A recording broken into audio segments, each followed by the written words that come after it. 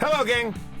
From beautiful uptown Burbank, because the fire marshal shut us motherfucking down last Saturday, Harmontown is now in session from the confines of the recording studio at Starburns Industries.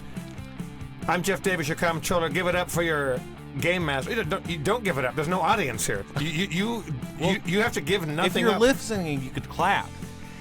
You know what? Yeah. From wherever you're listening right now, all around the world, just do yourself a favor, just for your own sense of peace of mind. Give it way up for the game master, Spencer Crittenden. Thank you.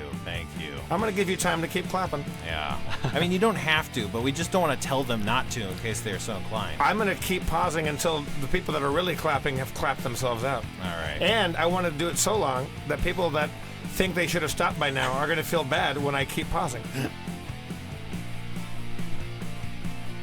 All right. Let's give it up for your mayor, Dan Harmon.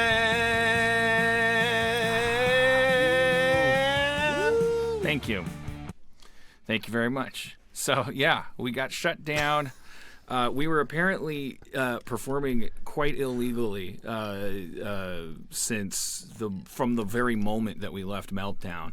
I wouldn't have left Meltdown if I had known that. I wouldn't have had people, audiences coming into an illegal place. If you're listening and you've come to the live shows, no, you can't sue us. Don't be stupid. And the rumors that there was a sex for pay scandal happening, these are all unfounded. Right. As I should say, no, we were illegal in terms of the fire department. This is serious stuff. I don't want to be in violation of fire code.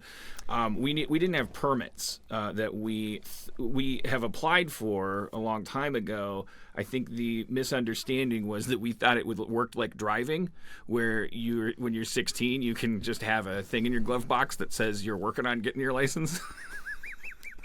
I believe they call it a provisional. And then if a fire marshal ever wandered in, that we could just flash a piece of paper signed by our driver's ed teacher, and we would be therefore allowed to keep performing. Right. We really had big dreams for that venue. Remember the guy who said, "Oh, here you go with your podcast, the playbook. You got your own venue now. Your podcast is gonna die." Oh. Yeah. I mean, he's probably, because he's a dumbass, that guy's definitely high-fiving himself right now. I mean, I wouldn't say this vindicates him, but he would. His threshold for vindication is probably very low. He probably congratulates himself for masturbating. That guy's probably dead. You know what? I'm not going to say I hope so, but because we've got a lot of death in the news going on right now, and I want every human out there alive that is still alive. Now, the night we were drinking nearby. You and I and our friends like Church and Cody and our friends Daniel and Rachel were having a drink, and we got the message that the show was canceled 40 minutes before the show? Yeah, what happened was there was a party going on in the same neighborhood. Now, originally, what I heard was that they were operating illegally, so the fire department showed up to shut them down and then noticed the big crowd outside our castle. That's not true. What I then heard is that it's a little less ironic than that. It's actually because they were operating legally, the fire department was there to help them or something. Because you actually need fire people on hand if you're going to perform or something like that. If you're going to have a crowd in a space of a certain type, I think you need an off-duty fireman or something like that. And that person was there in that capacity, saw our space, looked for his colleague that should have been also there, didn't see him. Where's Ponch? That place must be flammable. And so then that's how we ended up getting shut down. And I'm really sorry to anybody that showed up that night, including our guest Dave Anthony. And people that had flown in from or driven in from long distances, we feel terrible about that. We did get to meet a few people that had flown in from New York or Pennsylvania or wherever. It's interesting. Those people are always so nice. I mean, I would, of course, if they started to actually express discontent when something like this happened, I would immediately skip to hating them. But as it is, when they're because they're so nice about it, I'm just kind of in awe of them. Because I mean, imagine the disappointment there. There was literally some people that they're always a little embarrassed to to actually say the words, I came here for this reason, because who wants to say that, especially if you are a nice person, you don't want to guilt somebody out or imply that this is the big thing that you wanted to come out for. I think there's a natural kind of shame there. And that's why I'm always really impressed by those people. They're always so nice. Maybe the ones that aren't nice and are really outraged, they skulk into the shadows and curse my name. But there's a couple of those people came by the Guild Hall, the bar that we've discovered that's like an esports nerd themed bar. That's a couple miles from the stage. If you're in Burbank, go there. But these people came and they got to take pictures and rap with us and buy us shots, and they acted like that made it worth it, and I really appreciate that they feel that way. I hope so. But now, can I tell you, like, I was going to go to a show, but I couldn't because Harmontown, I wouldn't have gotten there in time. Our friend, the singer Peaches, the Teachers of Peaches, she's fantastic. I've never seen her actually do a full live show. She's playing at the Roxy, so Church and I went, and we got there right on time. And the show was absolutely fantastic. After the show, we're up in the green room at the Roxy, and we're having champagne, and our friends are there. Peaches is in her makeup and sweaty, and she just did a ridiculously high energy badass show. Ron Jeremy was also in the room. Now he is usually at the Rainbow Bar and Grill. Every time I've been there, he's been there. Like he kind of lives there, and he was inordinately. Like unreasonably moist. Like he was very wet. Like he just had a sheen, like kind of like the high pro glow. Like he was very oily. Do you know that this is uncharacteristic of Ron Jeremy? I don't. I mean, it's an air conditioned building, and he wasn't dancing. But you've seen him naked, so you know that air conditioning or not, he has a built-in furnace called. But he looked like he had just been fucking. He looked porn sweaty, but he was just in a t-shirt hanging out in a green room full of people that weren't sweaty unless they had just gotten off the stage. Okay. And I'd seen him there briefly. He walked right past me as he was leaving this very small green room. The green room is really it's half the size of this booth. And he had a banana peel, a spent banana peel over his shoulder like an epaulette. And his hair is long. Ron Jeremy wet hair is in kind of intertwined on this banana peel. Okay. And I'm sitting on the edge of the couch with a bottle of champagne and cups because I was kind of being like the de facto bartender. And he walked by me so his back is to me. He's like arm's length from me, walking towards the door. And I said, "Sir, you have a banana peel on your shoulder." And he wheeled around, turned to me, and goes, "Yeah, thanks." And then fucking boned out. Like he was bummed out about it. I was like, wait, okay. All right. And now the theories begin. So he was did he previously 20 minutes before then did he have 30 banana peels on him? Did someone dump a barrel of banana peels on him and he thought he cleaned them all off and was leaving? My first theory, and also people say Pixar didn't happen. This happened so quickly. Pixar didn't happen? No, Pixar. This proves it. Several Oscars, including one stolen from my studio, beg to differ. All right, go ahead. No, Pixar. It didn't happen. Why did not I take a picture of this? Because it happened in the blink of an eye. Right, of course you're not. My first theory was that he was doing a bit that you're supposed to be a woman to ask him about that, and then he makes a dick reference or something. That's my first theory. Oh, because that's so grodily plausible. But the only reason I go to that Grodily plausible thing, Grodily plausible. Grodily plausible, where have you been? You're my favorite woman since 1910. You got hips of liberation and a suffragette tit. I don't know. Grodily plausible. What is that song? What is it? What am I thinking of? Mr. Belvedere thing? It's like isn't it like a Schoolhouse Rock thing or something? I don't know. So the fact that he was so quickly irritated by my mentioning it means it wasn't a bit. If the bit is, yeah, I'm Ron Jeremy, I have a banana peel on my right shoulder, and someone points and goes, yeah, he gets scared. There's a way to make that a bit. Now, Church has a photo of Peaches opening she had a banana after the show. Here's benefit of the doubt. which still doesn't explain his weird rancor and irritability, was that he saw Peaches eating the banana, took the banana peel, maybe had her sign it, I don't know, and then put it on his shoulder, though, because he's a clean freak and doesn't want to shake people's hands with a banana peel in there. Or she put it on his shoulder. I don't know who this Peaches Yeah. is, but it's like Church is shaking her head. Peaches had the banana after the Ron Jeremy thing. So the Peaches banana was after the Ron Jeremy banana. Unrelated Okay, bananas. good. So I don't have to extend any more benefits of any doubts. Ron Jeremy was doing some sort of surreal, like, artistic display. Because it's not weird enough that he's Ron Jeremy and looks like he's...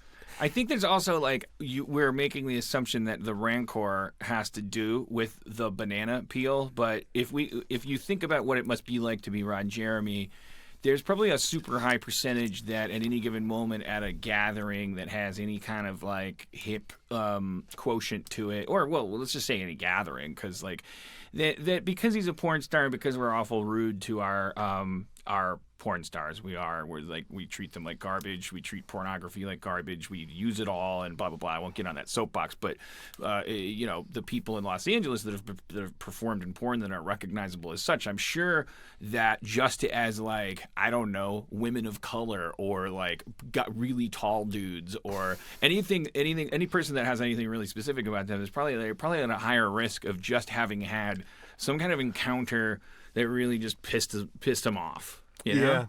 Yeah. And that, like, somebody for the 800th time this week, like, asked him some question that, or phrased something in a way, or like he's become convinced that like there's certain kinds of people that refuse to shake his hand because they're afraid they'll get HPV or something, and he's connecting dots in his head. And maybe he was like on his way out, and it's like, I got my banana peel.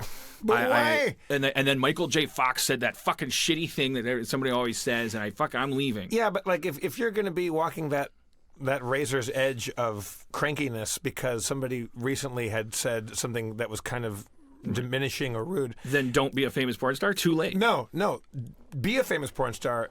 Be in a bad mood. Don't have a banana peel on your shoulder, and don't let that be the thing that switches you off. No, but I'm saying my pitch is that it's not what switched him off. Right. You caught a famous person in a bad mood, and banana peel. You may as well have said you're wearing two shoes. Yes. Okay. I see that. But he was having a good time. I don't know. Look, it's not the first time I've been in the same room with Ron Jeremy. I've walked by him because he's always at the Rainbow Grill, Bar and Grill. I've never hung out with him. I've never been in close confines with him. So it is my first real Ron Jeremy encounter. And I wasn't going to go up to him and say, hey, Ron Jeremy, can I get a photo with you? Because that's not always my style, unless it's Keith David from the other night, which I was very happy about. But Occam's razor, if I had to bet my life, I would go with the Grodily Plausible thing, which is that he does this thing where he puts a banana peel on his shoulder, and if a hot woman asks him, where's the banana? He said, you have a banana peel on your shoulder. He's like, that's right, because if you want to see the banana, you got to come to the bathroom or something. Yeah. That was my first instinct. Yeah. But then I go like, why is he coming up with? Why is he coming up with that shit? Isn't he a human banana on society's shoulder, like a banana peel? So wouldn't that aren't you Ron Jeremy enough? Yeah. And then I think, well, maybe not, because whatever the lead up to that is. Whatever it is, maybe our listeners are going to go and Google this and find out that this is a long-running thing, that there is a hilarious bit, that like he's doing a deep track Ron Jeremy joke that only certain people in that room would have got. But he had garbage on his shoulder and didn't have a sense of humor about it, which confused. That's going to confuse me for a long time. Yeah. And I feel like I have to do the little asterisk here, my little Stan Lee box in the corner where I come up in the bottom and say, by the way, webheads, I don't. If you're a friend with a porn star, or you are a porn star, and you listen to this, please don't feel like I don't think we're just talking about Ron Jeremy. And that's the weird thing. Like I when I hear people talk about porn stars on podcasts, like I feel like it's like I'm not judging Ron Jeremy. I'm not saying this isn't about judging him. This is judging a weird. It's him being a porn star doesn't weigh into this at all. It could have been anybody that is worth mentioning because people know his name or her name. If I saw Pam Anderson or Bruno Mars walking around with a fucking banana peel on the shoulder, and that same thing happened, that's interesting to me. Spencer, how are you?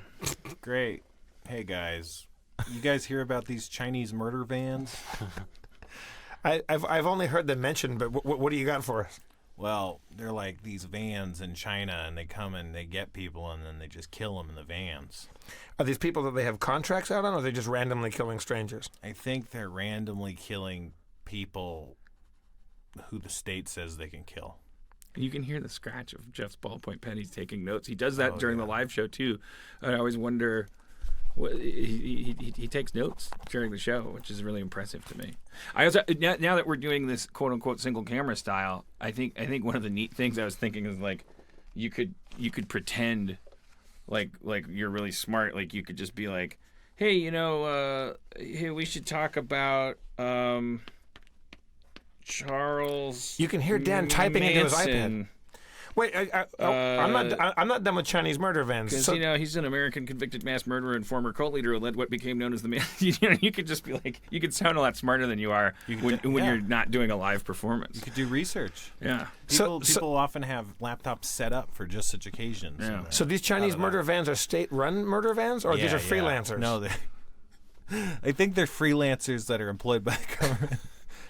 Yeah, like a house painter. Yeah, right. No, I think they're government run. They're like police. Like you might have a paddy wagon, but instead of they put you in the van, then they kill you. And they kill you like Bride's Handmaid's Tale, and I also have Bridesmaid's Tale. Bridesmaid's Tale. Handmaid Revisited. Always a Bridesmaid's Tale. So this is a real thing. They're just driving around picking up people. Yeah. Wait. Here's my thing. 27 dresses as a Bridesmaid's Tale. You see a murder van coming. Don't get in that van. Oh yeah. No, they pull you in there. I like the theory that a Chinese murder van is just a racist phrase for an ambulance. It's a bad murder van. Yeah.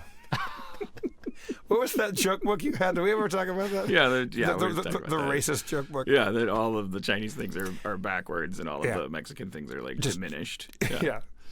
Yeah, we've talked about that a lot. Look, we also have Steve Levy sitting in the booth with us. Let's not pretend that Steve Levy is not here. I don't know, but aren't we trying to recreate the stage feel? But like, it's like what I don't mind acknowledging Steve Levy, but okay. How about this? I want the audience to know Steve Levy's sitting here, but we're gonna still bring him out 40 minutes from now. Yeah, because we're gonna try to play D&D later, which I can only assume is gonna go a lot better. ... Because. I guess better meaning that we're going to find out that Jeff and I are bad at playing, because it will be more like the authentic stuff like Nerd Poker on Earwolf, where we're really just playing D&D and there's no way for us to fall back on. Well, also, you only brought the one vodka in. We don't have the bottle of vodka on in the room. However, another advantage of this format is I can press pause, walk out, get a drink, and I can teleport to a state of drunkenness so extreme that you can shut the tape. This podcast was designed to make you want to reach in and grab it. Yeah, I mean, you know what's funny is I was getting so I don't want to say the phrase sick of doing the live podcast, because I don't want anybody that's been a fan to feel like there's a betrayal there or anything like that. Like, we've been doing the podcast for a really long time. It's been a live show. I'm just saying, like, I'm saying this as a positive thing. Like, I was getting to a place where I was really starting to ask myself, and this has been a slow build since November. All of you listening you've had your own little transitional stories, like where you're dealing with fucking shit, which is, and it's part of my thing was, what is dinging? It's your iPad Lance and Bank your is associated texting us. smart devices. Let's get him on FaceTime. Dan's FaceTiming Charles Manson. Right I was starting to ask myself, like, why am I doing this show? Because I'm not, like, I've grown sour on, like, this thing where I stand in front of a microphone and I kind of kvetch about how I don't want people to tell me to tie my shoes, and I wish I was on the moon where no one could bother me, and streets shouldn't be curvy, they should be straight, and all this stuff that was like, it was working really well, and it was working really well under a liberal, bureaucratic, technocratic like regime where everything was kind of great, and I didn't have to acknowledge that it was great because I could be a rebel because everything was running in an Orwellianly smooth way.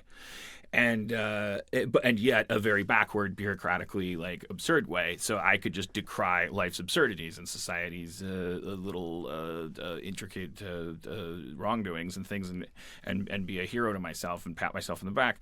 And then the election happens, and all the women are crying, and I'm like buying a gun, and we're all worried that there's like Nazis in the streets, and it's like politics are now like real life. They're as real to us as our black friends are telling us they've always been. Like, or our female friends are telling us, and that intersects with all this talk that we were having, blah blah blah blah blah. All of that leads to me at 44, almost a year past November. I'm like, why am I doing this show where I get up every week and I'm like babbling into a microphone, like I'm angry now and I'm fragile and I'm scared and all this stuff. But I was also going, I've been doing this show for years.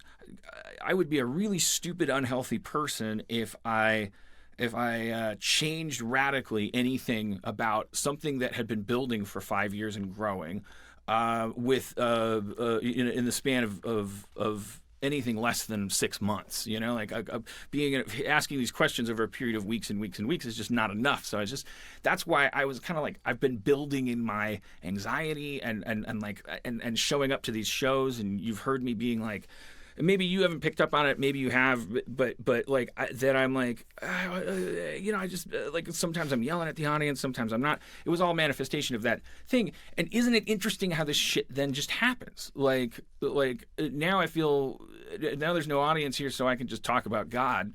And throw your shoe at your laptop all you want, you beautiful atheist who we need to further our society. But it just feels like the universe just kind of makes this shit happen. Like I had a kind of sense of relief when I got texted that the fire marshal shut the show down, because I was like, oh, that's going to take a long time to rectify. We might have to do our show the way My Favorite Murder does it, the way Duncan Trussell does it. This could be a really fun thing. Like this could be a shot of vitamin B in the show's arm. We can do different stuff with this now. Mm-hmm. I don't know. I mean, you guys seem kind of stoked about it. Spencer's look at that big smiling face. Oh yeah. Well, the truth is that when you're in front of an audience, if I looked this blank, everyone would be like angry and confused and like, what's up his ass? But that's kind of my neutral face. So now, I'm free to just let it go and not like smile and nod occasionally to pretend that I'm like, still with it and keeping up. Yeah, doing the live show, being a live podcast has its ups and downs. Like when the show is good, it often is because of the fact that there was the crowd interaction made it good. But sometimes it suffers because of that. Like it's not a guarantee that it makes it better or worse. Yeah, I also kind of wonder, because I had this dream of like moving from Meltdown into the castle, and that we would then be able to do this like feedback loop that I was obsessed about, where we could have people tweeting and then I could answer the tweets and you could show shit, blah blah blah. I thought it would happen more automagically than it did. It turns out if I really want that to happen, I have to start producing like a visual show, and the more visual it gets, the more alienating it would have gotten to our listeners, etc. So there was a lot of incentive or non-incentive to not move in that direction once we got to the new venue. So it starts to occur to me as we're sitting here. I'm like, well, yeah, pump out your audio podcast, and we can Howard Stern it, Joe Rogan it, by bringing the live stream cameras in here. Isn't that more valuable to people? And can't you do all the shit that I'm talking about, where you go, hey, if you're watching, remember when Howard Stern did his E! show? It's like you just have cameras we could even make them permanently like mounted up in here and use them when we want to use Well, them. like Greg Proops on Smartest Man in the World podcast, he does a lot of live shows, and then he does just like audio from his like house or wherever he is. Like if he's in a hotel room, from the Fortress of Prupitude, or he calls it the Porpoise of Fruititude. And I like the change. I like sometimes hearing the crowd, but sometimes the live shows have bad audio and they're kind of crap because like the technical difficulties. And sometimes I just like hearing Greg just monologue into a microphone. Yeah, in a controlled environment. I think as we got more comfortable in here. Anyways, whatever. Don't start freaking out. Oh, I hope they don't do this. I hope they do. We're obviously going to do what feels right. But I'm just sharing my current.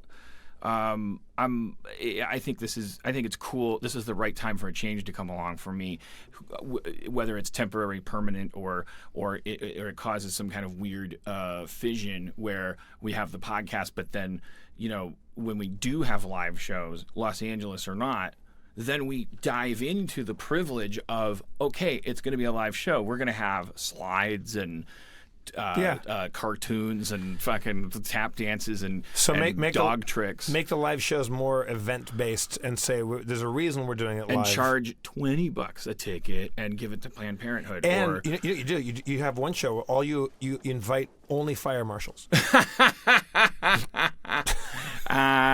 Isn't that Steve? Isn't that called a minion? If there's at least 9 fire marshals, we can rewrite fire code. Yeah. Oh shit! Steve Levy. Hey everybody. Thanks for having me. Applause break. Can you guys talk to Steve Levy while I go get a drink? That's some good applause. Or do I pull the ultimate dick move and make Steve go get me a drink? No, you go get your own drink. It's your studio. Dan has to walk 30 feet to go to from his recording studio to his lounge, because if you don't know this, Starburns Industries has its own bar where all the meetings take place, and it's quite nice. It is. Dan, make me a little something, would you? What do you want? Yeah, surprise me. Okay. I'll have what you're having. All right. Well, maybe I'll surprise you. Levy, what's new? Well, You've had a long 48 hours. Yes. 72 hours? Yeah, I don't even know anymore. I'm so tired. Crisis averted, though, for now. Because when we got shut down on Saturday night at right before 8 o'clock, there was an audience already seated, right? Oh, yeah. And were you there? I was. You were there? Yeah. And people were already getting drinks from the bar. They were, yeah. And then the fire marshal shut the thing down. Mm-hmm. And then you and who, Bryan from... It was Nolan, who really was a champion, and Kris Boruff. Yeah. And so you guys at midnight had to find a new venue. Oh. Well, go scouting for that. Yeah. It was... after we got shut down, we try to figure out what we can do. We had a lot of conversations. Nolan and Kris had to deal with the castle stuff. I contacted our whole team for Rick Morty to see what we can do. Because the next night on Sunday night is Rick and Morty. If you don't know what that is, that's a big live Adult Swim streamed event with paid people like guests and stuff. Yeah, where you talk about the Rick and Morty. Yeah, we watched the episode live. So that's a big deal, and that must have been an expensive and time-consuming move. Yeah, I mean, what do you do when you lose your venue less than 24 hours from showtime, and you have an entire set you have to move? We Dan came bearing gifts. First person I called was Jen Roskin, who is an amazing producer here at Starburns, and she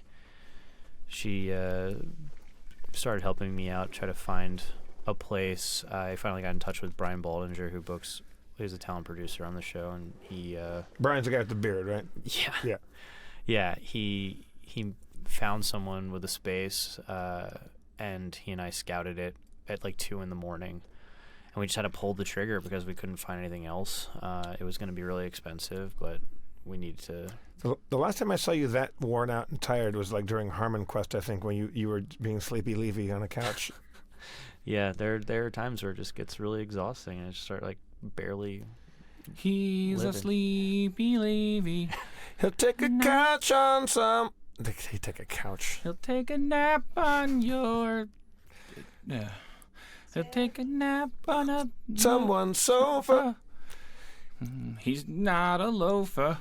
He's just a little sleepy from his job.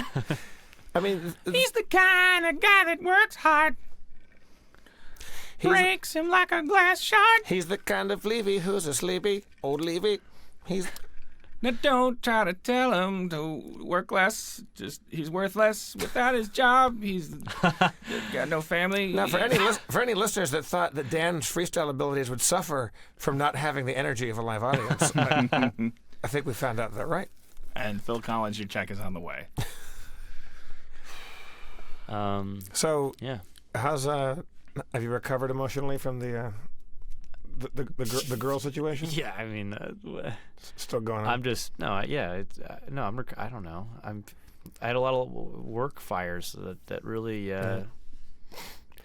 took a lot out of me. And the last couple of days were horrible because of the Vegas thing and Tom Petty. Yeah. It's been a real hard.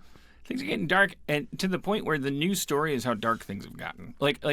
And not in a cool way. Like, I feel like now, like, because we can't communicate effectively or honestly with ourselves as a nation about how worthless human life has become.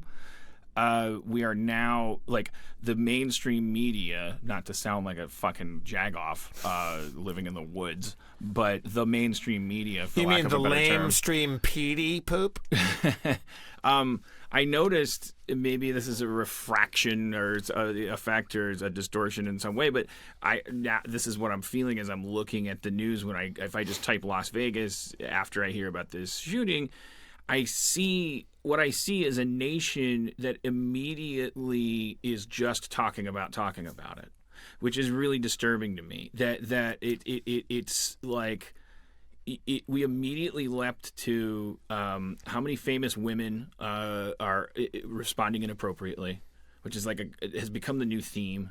We're almost verging on some kind of Lysistratian gender gap where we wait for if you're a woman and you have a voice, like, now we've just gotten so, like, when the rubber hits the road, we just want you to shut the fuck up. Like 58 people died, and this, maybe it's a coincidence, maybe these are all just coincidentally female people, but if you're a female politician, you're a female comedian, female comedy writer, it seems like you couldn't say anything right about any of this, which is really disturbing to me, because it seems like the alternative to responding inappropriately to a breaking a world record for massacres, after we have already decided that 20 kindergartners who have hearts the size of a bullet, it wasn't enough. Do you really? How long do you expect people to maintain the gears and valves that it takes to bow your head and take a moment of silence when human life is wasted? And then the unconscious answer to that, which really terrifies me, is, they don't expect anything. They want this to be like Carousel and Logan's Run. Like, they want it to be a ritual where we keep sacrificing human life, and then we keep on. And then it's like, who's going to fart first? Who's going to break the silence? Let's all bow our heads and hum the national anthem quietly while we talk about how our thoughts and prayers are happening. And then the moment a Saturday Night Live writer off duty on Twitter, or a female senator, or a professional tweeter or blogger says something that is effective because maybe it's satirical, maybe it's biting, maybe it's a little inconvenient to hear, however long after the final bullet expends another American life that happens, then we get to tie that person to a stake and shame them, and pour gasoline all over their feet and play with matches. And it's not. I'm not trying to white knight. I do happen to notice that it always seems to be women. Call that a side order of intersectionality or whatever. But I'm overall so fucking deeply troubled by the numbness that I felt when I heard about this, and then the data that hit my eyeballs when I Googled it. And how the theme seemed to be that we were being chastised by our own technocracy for responding inappropriately. whether it was not responding at all or responding with biting wit, responding with political pleas to please stop this. I can't believe we're still having this conversation. I can't believe people have the balls to say, 3 minutes after the last shell casing hits the floor is not too soon to talk about fucking gun control, you fucking heartless piece of shit. Like, I don't care if the families of the victims want to wait 100 years to talk about anything. They're the families of the victims. That's not who we are. We're a nation who has its heart broken. How about this is way too many years after Sandy Hook to talk about fucking gun control? I'm a gun owner. I still want to talk about it. Do you want my gun back? Like, let's talk about it. Gun sales go up when these massacres happen. That is such a mind fuck. Even if you're not politically motivated, forget about red sides and blue sides. That's such a philosophical mind fuck. Gun stocks boomed yesterday. Gun sales, imagine, so 9/11 didn't cause skyscraper sales to go up. This is like a unique disease we have, and it's really frightening how logical it is that everyone keeps erupting into these mass shootings, and then every time a mass shooting happens, everyone runs out and buys guns because they're afraid that guns will become illegal because someone used them bad again. The day before the what was the Vegas thing on Saturday? Sunday. And so on Saturday, whatever the day before the event was, I've been to that festival because Chip Eston, my friend, has played that festival before. And I was backstage and hung out, and it was really fun. Met a bunch of people, met Jason Aldean and this guy named Jay Jackson, who's a guitar player in that band. He had texted me the day before saying, hey, we're doing that festival, Route 91 Harvest Festival. Do you want to come out and I'll get you tickets? I said, I can't. I have a thing to go to. And the next day that happened, and it was his band that was on stage when the bullets were flying. Yeah. And I texted him and said, how you doing? And he goes, he said, we were on stage when the bullets were peppering the stage. And we all had to dive off the back or to the side to hide and then run during the pauses that this guy was taking while either reloading or whatever he's doing. And they all made it out all right. But and then Church, your sister, has a best friend, who got... Yeah. My sister's friend was at the show with her friends, and they all ran, and I guess they flagged down a car, and this person was nice enough to just drive them all the way home. And when she got home, it was only then that she realized that she was covered in someone else's blood. So you have to think of how close she must have been to actually getting hit, because she was near enough to someone who was to have that blood splatter on her, and everyone's just so disturbed by that. It's a nauseating thought. I thought, because I wonder how many of those fatalities are trampling and stuff. I think a lot. I mean, if you've ever seen that, well, whatever. I saw a photo. I saw a slide photo thing on Reuters of the images of it, and there were people hiding, and it's the exact same tent area that I would have been in, where I know I would have been if I were at that show. This is not me making it about me, but just because I can physically picture the layout there, there's no way out because you're fenced in there. And there's only a couple exits because they want to control the comings and goings there. So there really was nowhere for people to go, as far as I can imagine, because I remember trying to go out and get somebody in. I was like, there's only a couple little small egresses there. Yeah, well, that's a theme with terrorism. Is they're taking advantage of slaughterhouse-like environments created by capitalism. But Dan, it wasn't terrorist because he was a white guy. He's a lone wolf. Yeah. He's not. He can't be a terrorist. And by the way, makes me crazy. Just want to pause in our dialogue to address the folks out there that are going, oh, I thought this would be the podcast that didn't talk about this.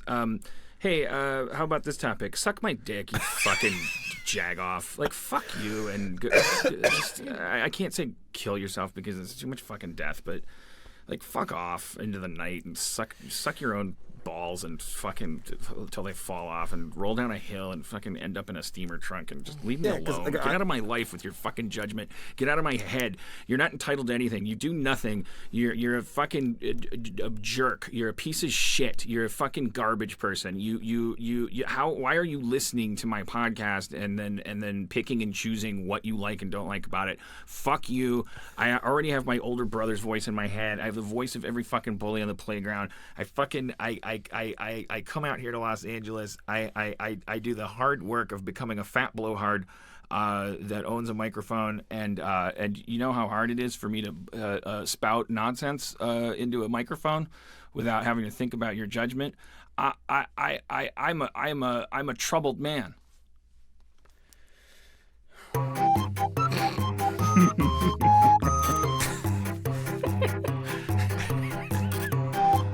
That was the weirdest sports corner we've ever done. I don't know. I thought, don't you feel compelled to have like a little like add like a set? Because it's like, are you worried that like as with the D&D segment that we'll play, that it's like the absence of the audience, it feels simultaneously refreshing and also like, oh shit, are we a creature that was breathing audience water, and like then when you put us in this terrarium out of our aquarium, like now we look like a floppy weird. It's like everyone's gonna notice that we are boring. The only thing that's disturbing me is that Spencer is exactly the same. He hasn't changed it. Spencer just sits there. That would be amazing if I just like leaned back and I was made out of cardboard. Spencer has been almost motionless. But you like it more now, you said, which is kind of surprising. I could have thought it would be the other way around, where Spencer's sitting there realizing, he's going, oh man, my deadpan thing, like it really works in front of an audience, and now I'm just a guy that's not saying anything. But you like not saying anything, and what you don't like is the feeling pressured to say things, and you feel more pressured in front of an audience, right? That's one of the competing theories at the moment. Steve just walked out. Yeah, well, what does that mean? Our entire audience just left. Yeah. He had to take a giant shit.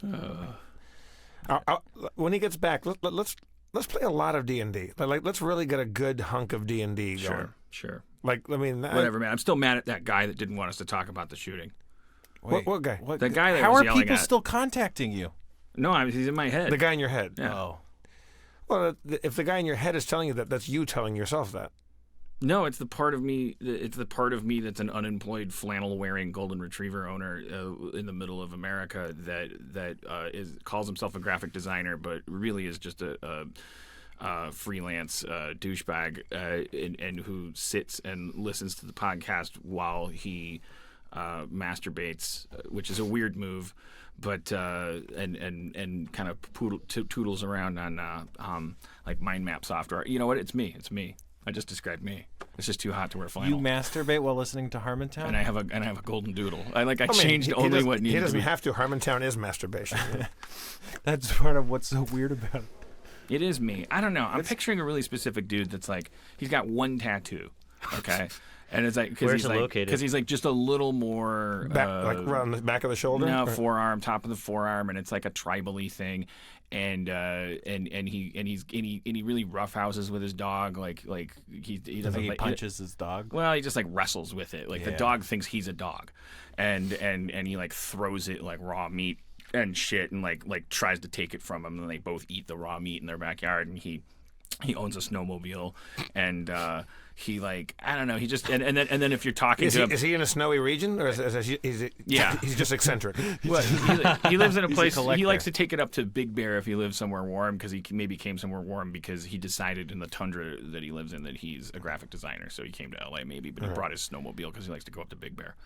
But it's just like, he loves beer. He loves like 900 different kinds of beer, thinks that beer is like a thing that you should experience every different kind of flavor of. And that's fine. That's all good. But if you go to his public house that he likes to drink at, and then once he gets 3 beers in him, he starts saying some fucked up libertarian shit, that you're like, you kind of like bite your lip and go like, yeah, because you don't want to argue with him. Right. But he's just like throwing out like at the top of his brain, he's like he's like making these observations about like how all lives should matter instead of just the black lives, and you're just kind of like, I just want to fucking die. How did I end up drinking with you? I'm getting heartburn from this beer, and you suck. You fucking suck. I just know we're never going to get along, you know? Like, and I'm going to end up auditioning for you, and I'm going to slowly slide into your ideology because I can recognize the logic behind it, but I don't feel it myself. I don't want to talk to you. You're too broy. So stop listening to my podcast, man. Or listen to it if you're that guy, but like when you listen to me, just like how could that guy listen to this podcast? I mean, like, how likely is that? Because he's not totally stupid and he likes smart stuff or something. I don't know. And like, we're not like bleeding heart whatever. Is like, but that's why he's hated the podcast since November, because then now I'm starting to sound like all the shit that he hates, because I'm like freaked out, because I used to be a full-blown anarchist, and now I'm like a Democrat, basically, because I for the time being, because that's the lever I keep pulling, because I'm so scared of fascism. I just keep pulling the lever that says don't let fascists win. So, and that's like, that's the fucking system, man. That's the game. And which is what I used to say. So if I have 4 years of my podcast, I have dudes like that like started to like build up. Like, I shouldn't be surprised, but I'm just saying, like, let's have a reckoning here, guys. Like, if you're that dog wrestling dude and you feel that way, like, you don't have to leave or stay. But like, can you do me the favor of like looking at your time with me as the inverse of when you go to the gym? In other words, like, this is your you should be more of a pussy time, like where you just like exercise your pussy muscles.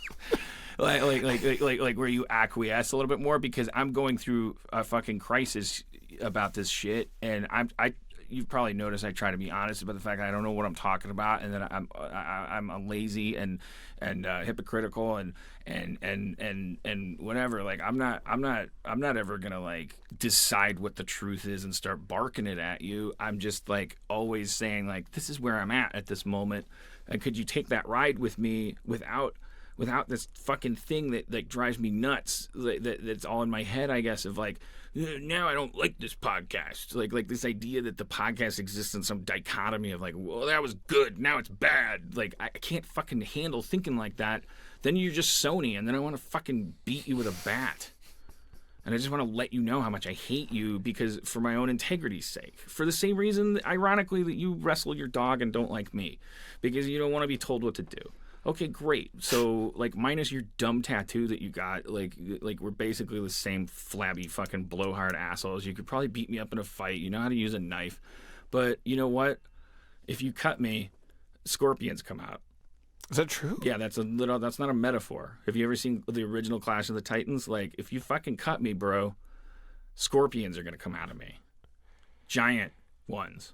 But my blood will make giant scorpions. How giant? Giant enough to fit inside you? No, they start small. Watch Clash of the Titans, the original. Oh, right, and they get bigger. With Harry Hamlin as Perseus. If my blood hits the ground, little tiny scorpions form that then quickly grow through the miracle of green screen to the size of mammoths. If you cut me, little Burgess Merediths come out. I'd like to talk about that. Is that from Rocky? No, Burgess Meredith is in Clash of the Titans. Oh, yeah, but that's weird. His character, whatever his character is from Clash of the Titans. Right. But they're like a bunch of little Burgess Merediths and togas come out of me, right, but they don't get bigger. So the character that you represent, like I guess I'm characterizing myself as that guy, Cerebus, not Cerebus. Yes. Cerberus or something like that. Like, he's the guy with the tail. Yeah. He gets turned. So I've found an icon of that movie. And you're saying, well, whatever guy you are, we don't know who it is, but we know he didn't get cut in the movie. No, he's kind of like the Obi-Wan Kenobi mentor guy. Oh, wait a minute. I'm sorry. Now there's a couple 45-year-old people throwing their shoes at the laptop, because I just realized that guy is the one who stabs. I'm the Medusa. The Medusa's blood is what makes the scorpions, I believe. Oh, yeah? So it's been a long time. So whoever you are, you might be the Kraken for all we know. Maybe when you cut the Kraken, Burgess Meredith come out. Okay. We don't know, because we didn't. Or little metal owls. That's only. There's three things I remember about that movie. There was a Medusa, there was a three-headed thing, and then there was the metal owl, and then Burgess Meredith. And then from what I heard of the reboot, in the reboot of Clash of the Titans, they're going through a trunk, and one of the things that they pull out while they're throwing garbage around is a little clockwork owl, and the guy looks at it and goes like, "What's this garbage? What's this shit? For real? Fuck this garbage!" And he like shits on it and like rubs the shit into the eyes and then pisses on it and to wash the shit out, but then like throws it in a river. That's harsh. And you're supposed to be like, "That's amazing," because you're a fan of Clash of the Titans and you hate the clockwork owl. I will never understand that. I know we've talked about that before, but like at the end of the Lone Ranger movie where it's like he's like, "Hi ho," and Tonto goes, "Don't." Dumb. Here's some other don'ts. Don't fucking rewrite. Don't take the job rewriting this movie if you hate. Like, what the fuck is your problem? I was eating a pastrami sandwich in New York when I was a kid at Stage Deli, and I'm having my pastrami sandwich, and I'm 10 or 11 years old. Fucking Burgess Meredith walks by me down the street, and I yelled out loud into a restaurant, "Clash of the Titans!" He couldn't hear it. All people knew was that 11-year-old was just yelling out a name of a movie, and no one saw that Burgess Meredith was going by. Then, like the day before or the day after, we saw Richard Gere walking down the road, and I could hear my mom ovulate. Like she just completely. She's like, oh. Cody got her period during an Andy DeFranco set at Lilith Fair. Was it Lilith Fair? You mean her first period? Yeah, her first. She became a woman. She dropped her first egg. I don't know if that's accurate, but if that's how she shed her first egg. She got her period. Like she transitioned from girlhood to womanhood during an Andy DeFranco song. There's a girl I knew I went to high school with. Her first orgasm was like at 12 or 13 years old at a Prince concert. She was with her mother or father or both. And she was standing there and she goes, I didn't know it was happening to me. I was watching this man perform. And she realized later on, she goes, oh no, like I came. All right. Like she had a full-on Prince-induced mind orgasm. I was like, yeah, like I almost have an orgasm when I watch Prince. Like he's fucking amazing. There was an article about Prince when he died where it was like, I think it was like from the point of view of trans. What do you call them? You can still call them drag queens, right? That's not. Yeah.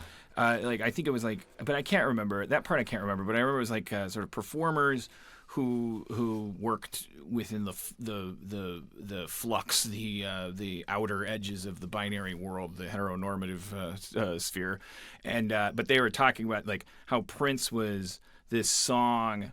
That Prince was music that like no matter what the song was, it was always the song.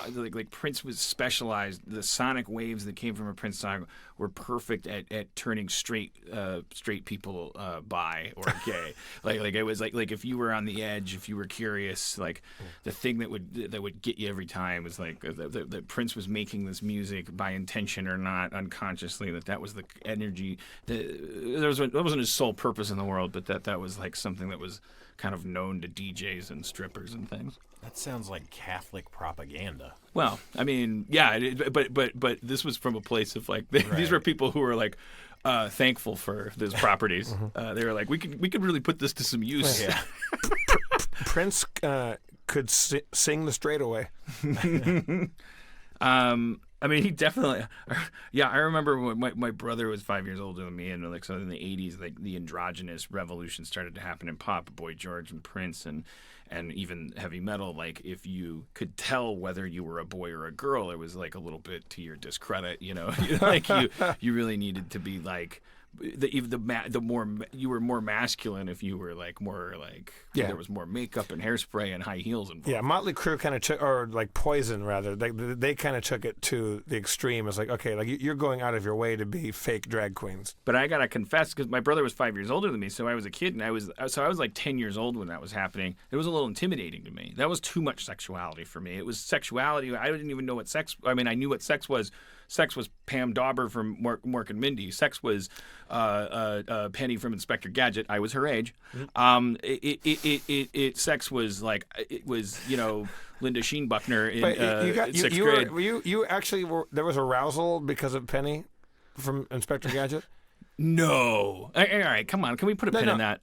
It's a yes or no question. I was dude. I was like, well, I was thinking, when I was like 11 years old, I hit this transition where I started thinking of everything sexually. Like one of my most common fantasies was I would like hump a pillow and think of myself as being Skeletor, and thinking about fucking either Tila or She-Ra.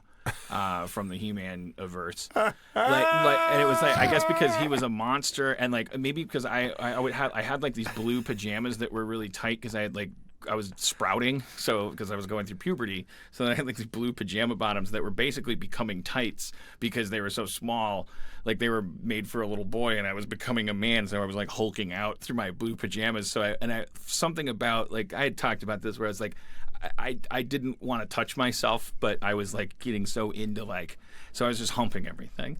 And so then I was like, and then also part of that was like, I didn't want to do it with my dick out. So then I would like wear these pajamas and I'm like in blue tight pajama bottoms. And I think I just like got the visual cue that I was like Skeletor. Okay. Because that was something that was on TV when I would come home from school.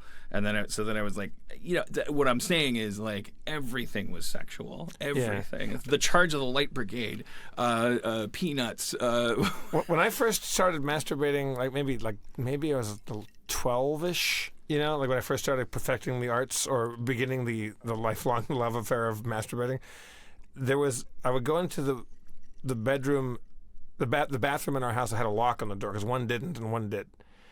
And there was a magazine that had an ad with Nadia Comaneci, the gymnast, and it was for Hanes underwear or something. Like she was like kind of wearing like boy short underwear, and that was the sexiest thing in the world for me. Like I hid that magazine like a treasure. That one picture of Nadia Comaneci.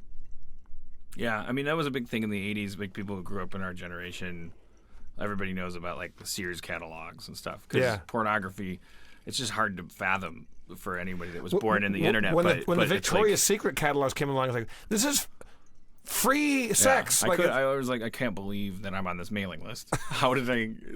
All you have to do is just ask. Like, why aren't they asking any questions? And the answer is they don't care. The more the merrier.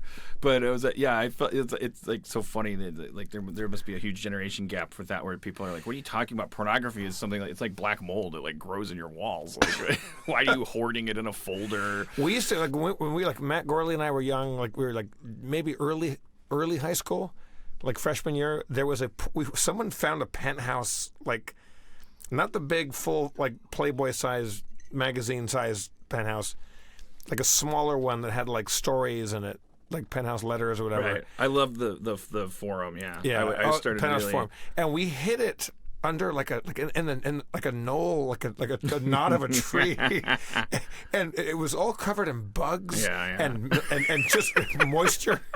And we would like 5 guys. We would run home from school to go to the tree and unearth this horrible relic and sit there and just go, oh man. I keep explaining to modern moms, like moms are 30 now and they're like kids to me. They're 14 years younger than me, and they're moms of kids who are they're catching their web history on the laptop, YouTube, like where you can type in anything you want, and I try to assure them. I'm like, it's a weird conversation because they'll express all this anxiety about my kid. They're searching for this. Like, how are you supposed to raise a kid healthy in this environment where they can just type stuff? And I'm like, and I always respond by, which I'm sure isn't reassuring them, like by going like, hey, look, when I was a kid, my YouTube was a pile of mud outside on a railroad track. There was a printing company that made Hustler and so like torn sheets of it would end up next to the Crawdad pond where we'd hunt for crawdad, and like my generation learned about sex in mud and dirt and ladybugs and crawfish, and you ended up building a raft and going down a river with a noble black gentleman, didn't you? And I think that that's bound to make you more misogynistic, more bent, and closeted, and therefore have a propensity for just foot and mouth, or in the worst case, like actual aggressive behavior. I think that's got to be worse than growing up in a computerized technocracy where you can type in vagina because you don't know how to spell it yet, and like it says, "Do you mean vagina? Here's 100 of them." I mean, it's obviously what everyone's worried about. It's like, yeah, but you can type in horse fucking into YouTube, and like, it's like a kid can like, and it's like, so if they're exposed to all that stuff, how can they grow up healthy? And I don't have the answers, but Do you think there's people that type in horse fucking because they want to watch two horses fucking, and that's their jam? I think The answer is yes, of course. I think the fear is that the more sex is demystified, the more it becomes there's an invitation to sociopathology there, and it makes a gut level sense to us that if your kid has access to an infinite database of sexuality, that if you grew up with sex being precious and mysterious and marked by thresholds and rites of passage, and your kid is raised in a mainframe of sexual imagery, isn't your kid going to have more of a tendency to become Jeffrey Dahmer because they'll look at all these boobs and vaginas and bestiality and gender bending and blah blah blah, and because they won't have any thresholds or rites of passage about it, then they'll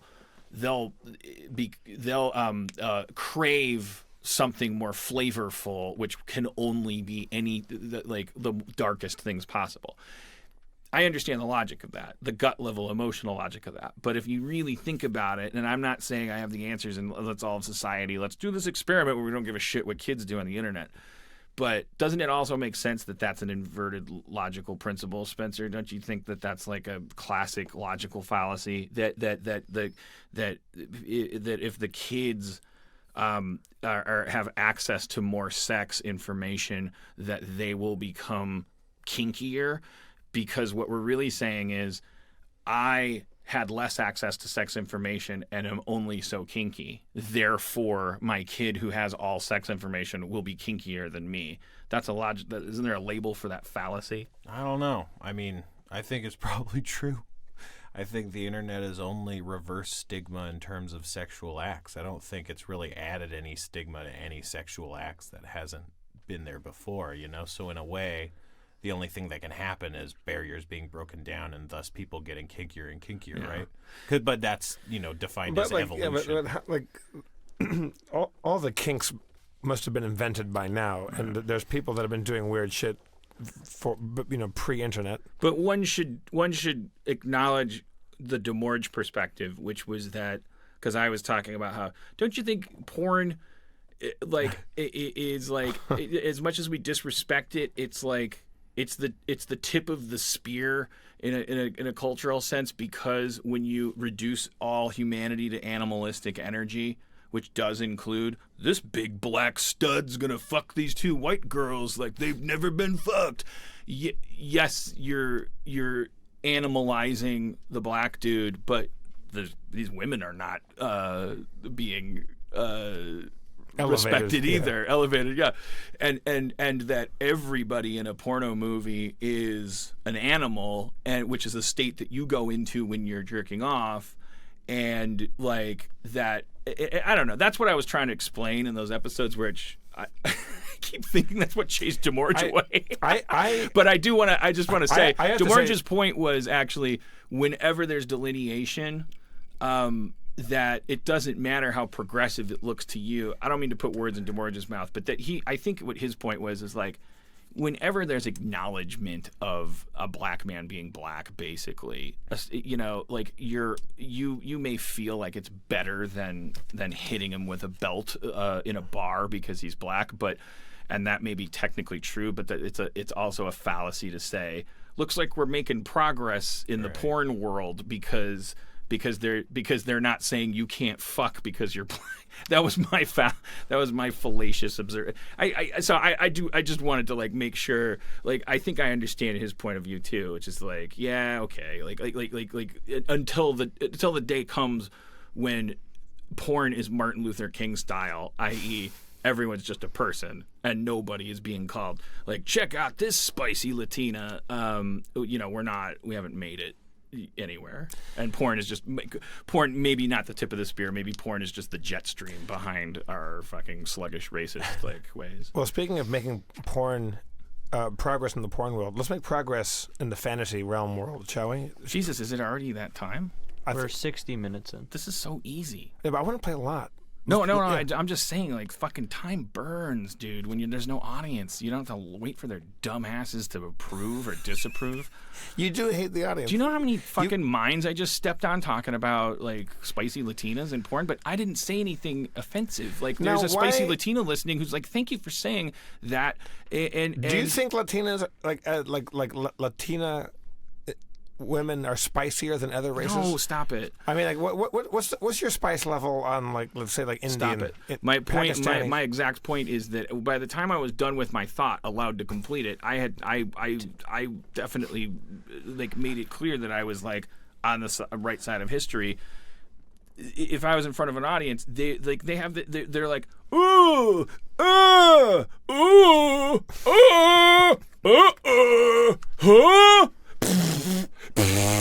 That's my least favorite person is the fucking dude who just like goes. That's sometimes Do you know what that a natural sound? laughter. I know. Dude, I know. I make that sound sometimes. Yeah, and I've done hear it too. That's the thing. And when I hear it and I go, "Oh fuck, I fucked up, Right. dude." If that guy's because that sounds so fucking dismissive. Yeah. Like, you fucking idiot. That's what that sounds like. So if you, I know that you're, if you're in the audience and you made that sound, I'm not saying I hate you. I'm just saying, like, I'm just saying this is good for me. The escaping from a couple of fucking like sounds that I have to listen to in my desperate addiction to pleasing people. This could be really therapeutic. What the fuck did that mean? Do you guys remember the Mick Gangbang? I was talking with Spencer about this last weekend. What? The Mick Gangbang. There's this website called like secretmenu.com, and it basically just invented a bunch of bullshit, and it gave it all these crazy names. And then certain people like Steve act like it's like a legitimate thing, and it's just like a fucking idiot in Florida knew you were talking about. It's not like an established menu item. Right. But no, what are you talking about? It's a McDouble? There's a McDouble. It was a McChicken inside of a McDouble. Yeah, you just put them into the same sandwich. Yeah. Right, and so at drive-throughs and thanks to the internet, you can say, "Can I get a McGang?" It's like bartending. Like you can say, "I gotta get a blowjob shot," but that doesn't mean that the establishment that you're drinking at approves of the concept of a blowjob, or you know, you go, "I'd like a gangbang in a McDonald's drive-through," and the person might say, "What?" Or they might say, "Okay, got it." Yeah, because it's a secret menu. My favorite menu item at McDonald's is the cancer. Because you can get that at any McDonald's. All right. Well, no. Let's resolve this. Well, yeah, I just want to just explain some of this to you. Right. Because it's stuff that you guys ought to be knowing. Yes. Well, so wait. Help us reach a resolution. I'm trying. Okay. It Spencer, involves- just spit it out. It involves reading the treasure because, Right. okay, so this is a bunch of stuff you've got. Most of this isn't listed on your character sheets. There's a bunch of stuff. It's 2 masterwork short swords, 2 +1 daggers of sharpness, 1 poison pill, 1 black dragon shard, 2 stealthy leather armor, 2,000 silver pieces, 1 religious relic, 1 secret message, 1 book, what to do when your church is under attack. Right. So these are all things I you've do gotten remember since some of we that stuff. started. Oh, I see. It's the compiled list of stuff we've A got. vast majority of this stuff is stuff you looted off the bodies of the assassins. Okay. What is a black? But not all of it. What does a black dragon shard do? Right, exactly. You don't necessarily know what that does. I'll tell you right now, it's like a magical. If a geode could be magic, it's like that. So it's like they could be found, and then they're like these magical stones that are just native to the planet. So you don't know exactly what it does because it's almost as if you just found like a weird stone, you know. But it's something that exists. But Okay, it's not like a weapon, Yeah. It's not okay. the religious relic is what Tom Fell gave you as like a gift. I have that. That's written in down. your So maybe we should cross that off this.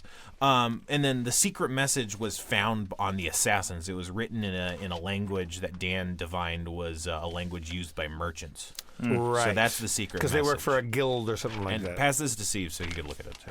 All right. So Spencer, do you want to? We're back. We're ready to play some D&D, good and proper, here in the booth. No audience.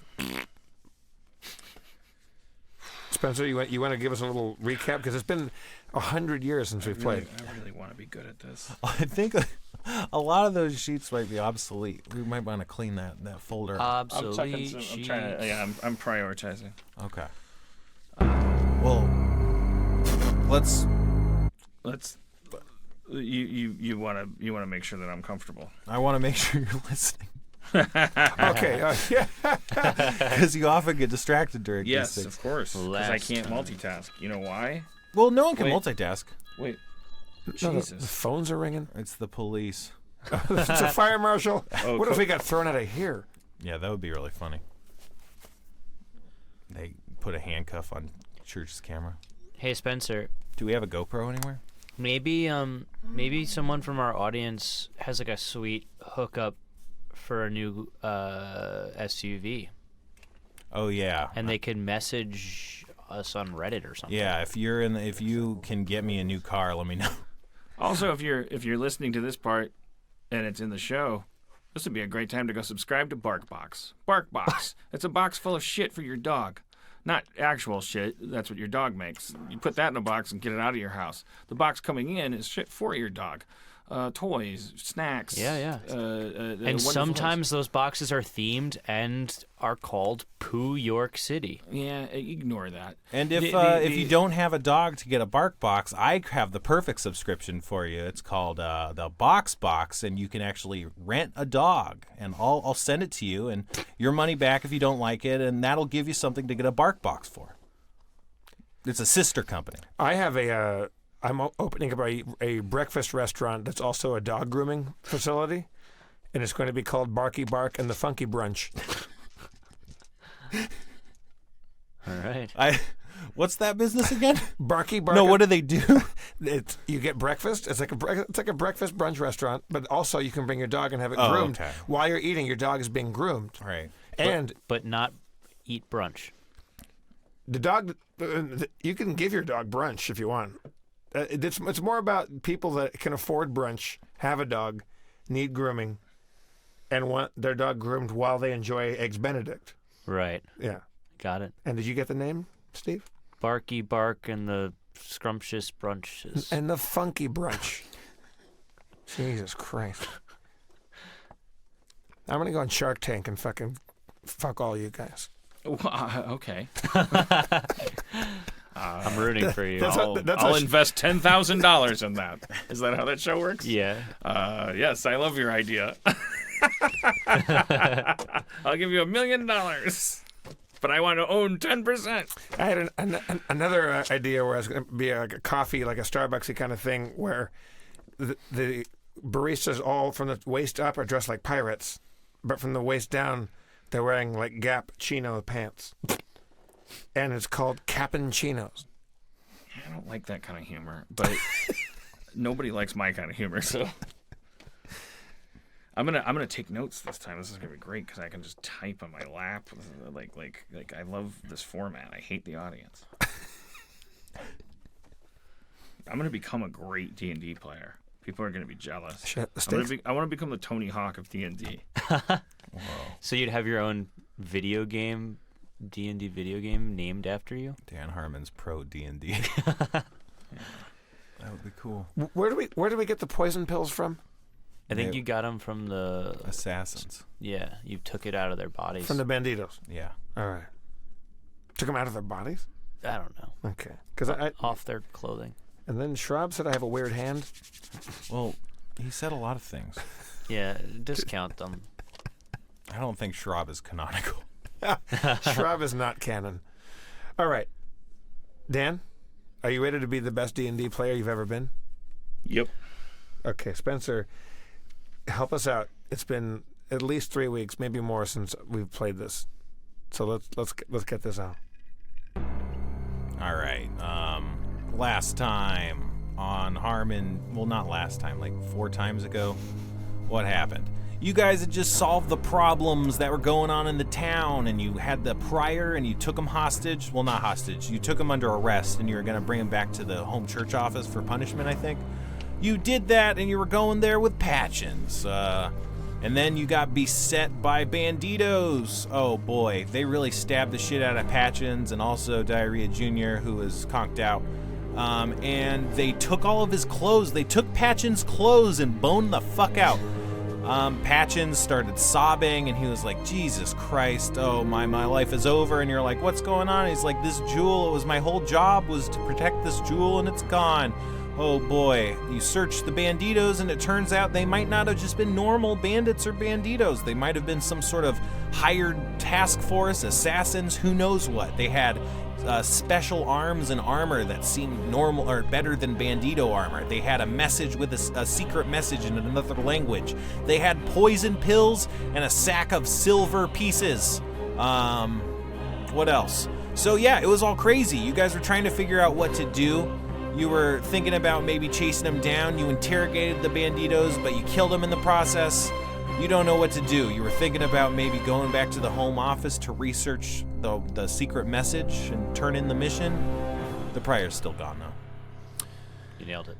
Oh, perfectly timed. It almost, not to metagame, but it almost sounds like we made a mistake not having the prior with us. Why don't we have the prior with us? He ran off in the melee. I think... I think what happened he kind of is he was tied up, and then I think they started attacked, and he was like, untie me. Right, and I think did, he did, and he just ran. He just decamped. And then Patches started complaining about his jewel, and I this is why my character will fail because he's too much like me. I got distracted by Patchins' need. I wanted to make sure he was happy. Can I take some? Everyone's doing good. Can I take some of that stealthy leather armor, or is it too big for me as a gnome? Right now, it's too big. You could put it on, but it wouldn't work as well. And you could also get it fitted. So if you take it with you, you can maybe get it fitted later. All right. Okay, sorry, go ahead. Does anybody have any kind of ability to track the prior? We made a big mistake. He got away. We should be going back to the headquarters of the Church of the Silver Flame with him as a guest. Okay. Well, as you say that, you hear the beating of hoofbeats as hoofs pound the ground. You see a black horse in the night. It approaches, and on the black horse there's a dark and shadowy figure. Yeah, he's wearing brown plate mail. You don't know what it's made out of, but it seems kind of fancy and pretty heavily worn. Whoa, look at that horse. Whoa, Jesus. And on the back, behind the rider, you can see tied up is the prior on the back of his horse, kind of over on his stomach. He doesn't look conscious. You recognize this guy. It's Geffen. He's a veteran church militant inquisitor from the Eldine campaign. The Eldine campaign was a campaign that the church went on. It was like a crusade to purge dryads from the forest. So you, Dan, actually know Geffen a little bit from that. It's not like you're great buddies, but he's someone you've seen around. You might have fought side to side with him, or something like that. He's kind of like an old person. And I am an Inquisitor or a Templar. You're an Inquisitor, yeah. You're a special So this guy's Inquisitor. a colleague. Is he like higher ranking than me? You don't actually know his ranking. The church, certain parts of the church hierarchy are kind of dubious, and it's hard to tell the levels. Especially Inquisitors. Yeah, especially with Inquisitors, and you're not close enough to know his exact duty. He just kind of shows up and leaves and stuff, so you don't know what he does, and you're not close enough to him to ask. Okay, or you're not close enough to him to have asked. But I know his name. Yeah, Geffen. Geffen. Oh, what ho, strangers! Oh, no strangers are these. Good old Geffen. I found some vermin scuttling about in the night. Does this look familiar out to you? He tosses the prior down from the horse, and he just lands flat on his stomach, and he was unconscious, and he kind of awakes from the sudden impact. He's all tied up. It does indeed. You've found a source of our humiliation, Geffen. We let this one escape, and we weren't supposed to. Thank you. Haha, don't want to tell me that, because I'll let you have him for the right price. Oh, come on. You already kicked him off your horse. I know. It was an enticing offer, wasn't it? He's right there in front of you. Well, first of all, he's not exactly the... we don't know that he's a bad guy. 1 silver piece. Come on, man. Geffen, we work for the same company. We're not supposed to charge each other for doing the company's job. Yeah. It's true. You're not supposed to serve two masters, but yet, coin in the flame. They're pretty tempting. You know what I'm saying? Yeah, I think the question is, what's more tempting to you, the coin or the flame? Right now, the coin. So you're not really doing the flames bidding. Then it's like Two silver pieces. which is fine. You've presented yourself as a stranger to the church, So this isn't holy work. So we'll approach it like you're a traveling merchant. I mean, whatever you guys want, man. I'm just fucking with you. You could have them. What? I just thought I could get a couple gold. You fucking. Geffen, you stranger. Oh yeah, I'm Geffen. Well, it's good to find out this way that you and I are a little closer than I thought. That we're on fucking around level. Yeah. I show Geffen the secret message to see if he can decipher it. I've seen this. Guild language.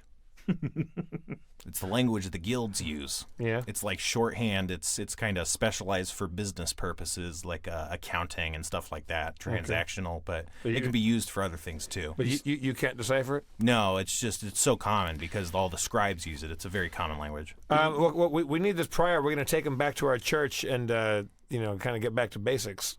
You want to come with, or you want to? You could just kind of Deus Ex Machina. Yeah, I just come and go. Thanks for resetting our A story. Here's 5 silver pieces because you seem like a good guy. You're kind of like that guy in Game of Thrones that the Uncle Bill or whatever that comes out with his little Uncle Benjen. He's got those fire maces. Wait, or I thought whatever. you didn't watch Game of Thrones. What? I watched it at your house before. I thought.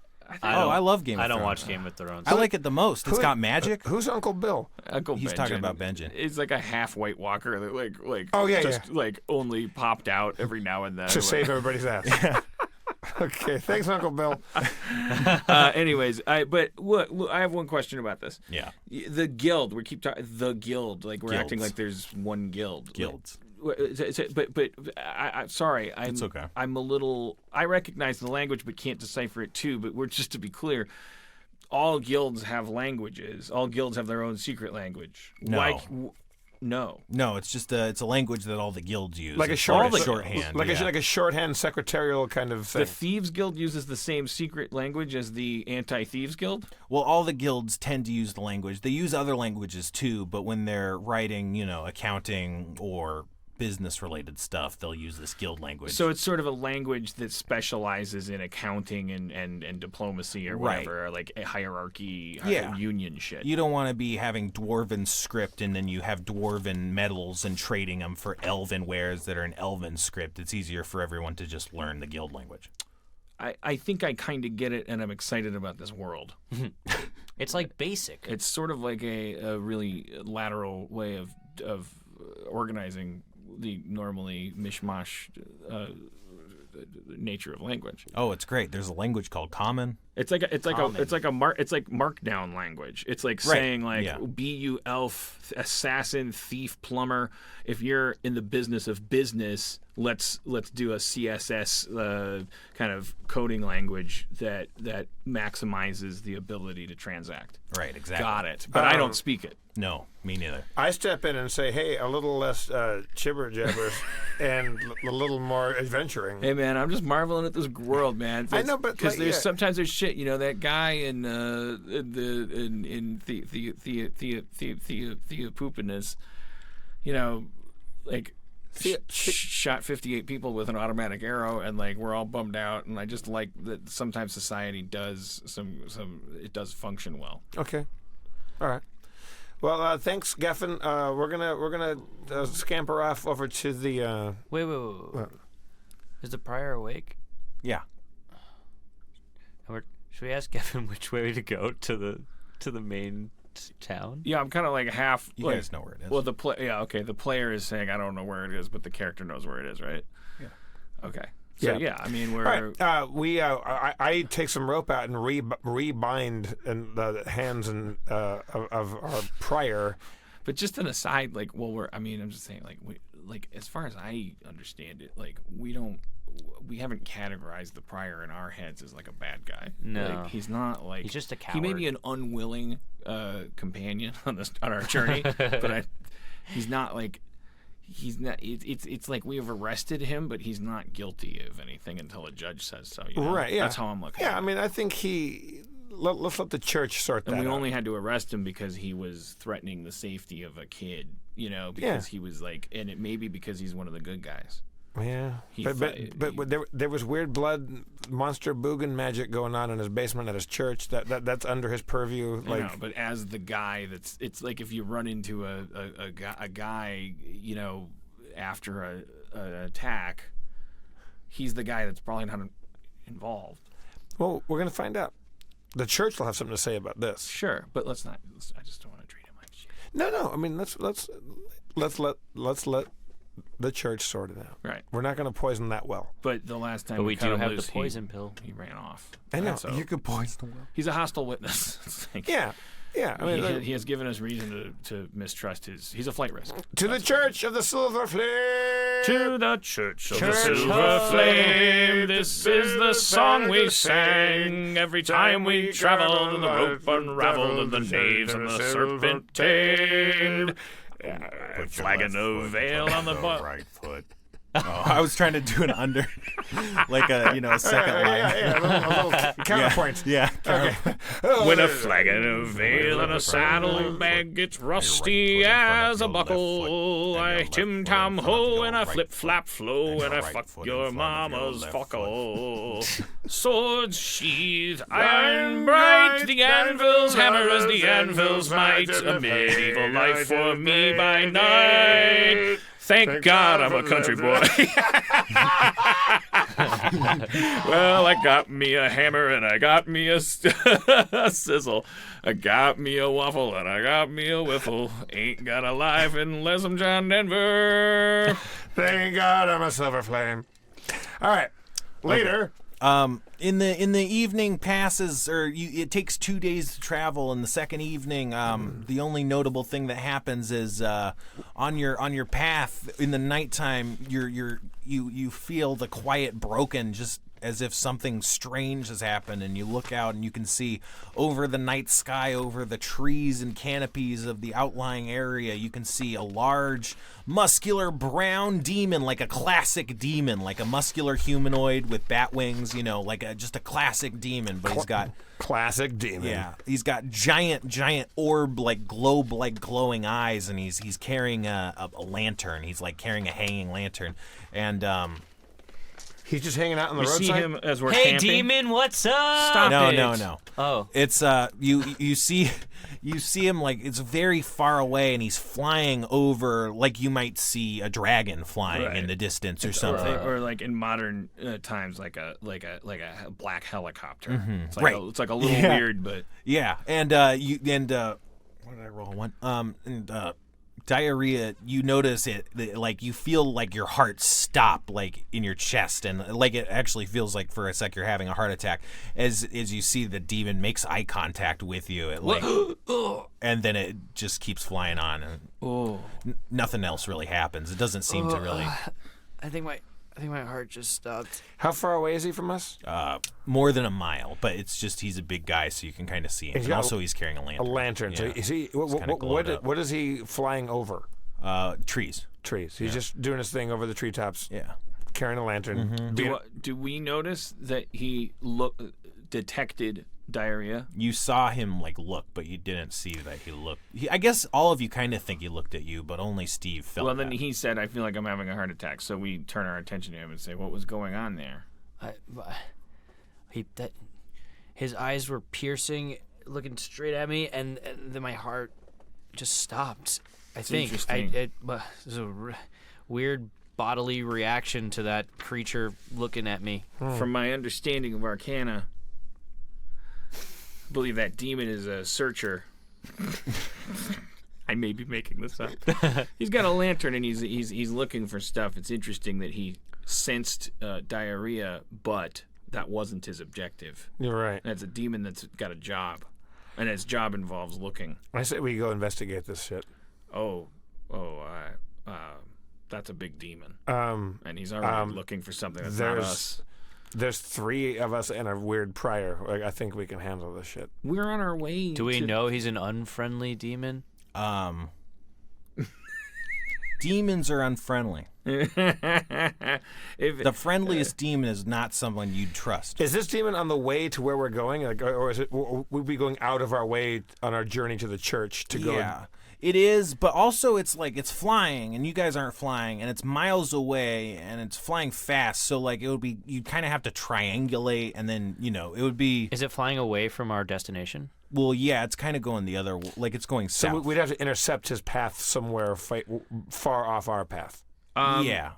Let's just clock it like Ho-Oh in the pilot of Pokemon. Like it happened, and we should continue on our journey. It's foreshadowing. I just want to take the opportunity because we're focused on travel. Because for my own edification, I know the character knows this stuff, but as the player, I just like we were in this realm. Like we're in a continent called what? We're in a realm called just Corvair. You're in the country of Thrain. And we were in Thrain, and now so Corvair is the continent. Thrain is like the one of the kingdoms. Yeah, and we were now we're where is where we're headed back? It's to? still in Thrain. Thrain. Okay. Most you're gonna stay in Thrain most of the campaign probably. Sure. Okay, but where is it? And so it's a city that our headquarters are in. Yeah, it's in the county of Placeholder. Right. Okay. And it's at Pure Burn Abbey. Pure Burn, like pure burning propane or something. Pure Burn Abbey. Pure Burn Abbey. That's like the headquarters, at least, not globally, but right. Within Thrain. Right. The global headquarters is called Flamekeep, but you guys are kind of irregular, so your headquarters isn't Flamekeep. You're kind of in a satellite office. Right. Got it. Oh, what? I like using my either local knowledge or nature knowledge or whatever. Can we learn anything else about that demon flying? Local or what knowledge? Nature? Not with those knowledges. No. I don't have anything with it would be Arcana then? Or? It would have to be religion or planes. Yeah, I don't have any of that shit. I say to Patchins, is he awake? How's he doing? Yeah. Hey guys, was my voice high? Hey guys. Patchins, we just saw a demon seeking something that knew we were here but didn't even want to bother with us. Is it possibly searching for this jewel of yours? I don't know. I don't think so. Well, it's fucking crazy if a demon's here. Demons are like from a different dimension. I don't know that Patchin's voice was so high from. No, this is more of a standard gnome voice. I gotta tell you, my keyhole hurt.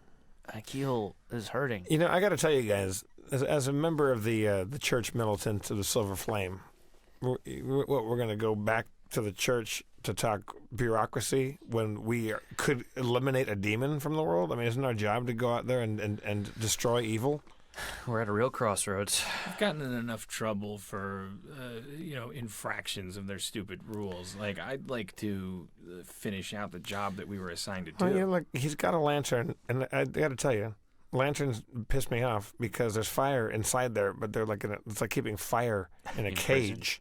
Like, it's a fire prison, and I'm the fire liker. I want to go let that fire out and burn this demon up. I want to get back to placeholder. Okay. You guys should fight. Should we have a vote? Oh. We have a quorum. Wait, we should fight amongst ourselves? Or I mean, that wasn't a real pitch, but yeah, that's what I said. I fight. What? All right. What are you guys doing? I want to go beat up this demon. Okay, I don't. I mean, so we're just gonna get what lost do we do? in the woods. How are we gonna track that thing down? I just don't think that's our job. This world is filled with demons. Okay. I have no doubt that that demon is related to a larger thing. Okay. I'm metagaming. I yell to the demon, "Hey, demon, you're safe tonight. You're in no danger from the Church of the Silver Flame." I mean, really, we're a church full of weenies. If we chased it down, I still think he would be in no danger. Well, you guys. There's a million demons. We can go hunt them down one by one and end up getting killed because they're demons, or we can do the job that we're supposed to be doing. Don't you want to go back home for just one night where we could shower and just like bathe and we could just like be in a bed and it'd be so comfy, and then maybe we can get like pancakes or something. I'm a child of nature. I'm a gnome. The woods and the wilderness is my shit. I know, and I as a youth lived that life, wandering from adventure to adventure, getting into any trouble that presented itself, and there was no completion there. The church rescued me, gave me structure. The church isn't perfect, but it gives you a role in the universe, which is to fight evil. And if we depart from the church's path and just go jumping into trouble, then I may as well shed my silver flame pendant and just become a regular ass cleric wandering the fucking world hunting treasure. I'm just not that guy. Not yet, you're not. Well, I don't know what the fuck that means, but Well, how far away are we, Spencer, from the church?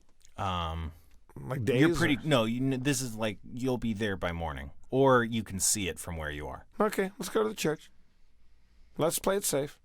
I appreciate your, I mean, Silver Flame first. It's like, I got a lot of complaints about how the church is run too. This prior represents that, maybe. Yeah, let's turn the prior in. Let's see what they have to say. Look, we press on to the church then. All right. You get there. You can see Pureburn Abbey as well as Pureburn Keep. You see, Pureburn Keep is the barracks, and it's the base of the church militant that's stationed in Placeholder. Pureburn Keep works with Pureburn Abbey to keep the peace, but like the more churchy people go to the Abbey and the more military people go to the Keep. They work together to keep the peace in Placeholder and keep all of Corvair safe from evil. You arrive at Pureburn Keep. It's your home office. It's like a classic, coming back to the office sort of situation. You go through the front door and into kind of the medieval office pool where all the inquisitors and militants hang out, and they have desks. There's people like that. It's not your home really because you're used to just getting shit done. This is more of like a paper pusher place than for soldiers and warriors and clerics. We have lockers or something. Or yeah, you're kind of going through the office pool where all the tables are, and people are like calling you out. It's like, oh, hey, it's Spooky Carlos. Spooky. What up, Spooky? Spooky Carlos. Oh, hey, Spooky Carlos is back. Yeah, keep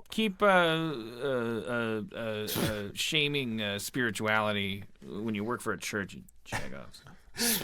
Why do they call you Spooky Carlos? Because I believe in weird shit, and so should you. We work for a church. Yeah. Oh. You notice an old friend of yours, Absalon. He kind of walks up to you and he's all like, "Oh man, what's going on? Good to have you back. You gotta fill out the paperwork."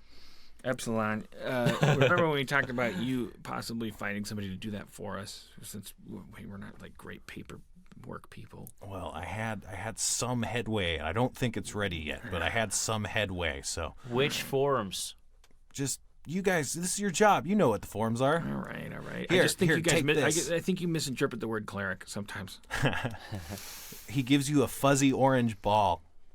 On the top of a pencil? No, it's like a koosh ball kind of, but maybe twice the size. Well, he's like, here you go. I hum into it.